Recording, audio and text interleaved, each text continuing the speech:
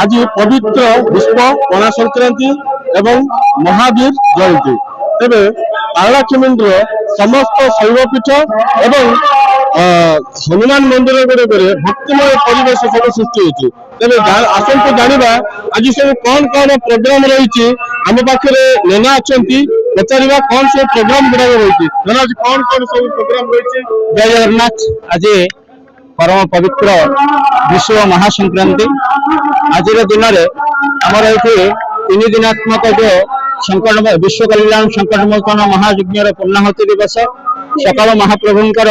महास्नान सरला वर्तमान यज्ञ विधि में श्री हनुमान महापूजा हो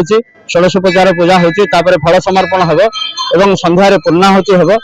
वर्तमान घृताहुति सहस्राहुति हनुमान बीज मंत्र एवं अर्ण यज्ञ एठी व्यवस्था कराई संपूर्ण विश्ववासी कल्याण पाई आमर जो मूल मंत्र अच्छी सर्वे भवन्तु सुखिनः सर्वे सन्तु निरामया सर्वे भद्राणि पश्यन्तु मा कश्चित् दुःखभाग् भवेत् ये मूल मंत्र को सनातनी मूल मंत्र को ग्रहण कर आज को 23 वर्ष है ये महायज्ञ अनुष्ठान चली। आम सहित किसी भक्त अच्छा पचारा से केते आनंदित होती मंदिर को आसिक दर्शन कले मैडम कौन कहे बहुत खुशी लगुच समस्ते आसती देखुचु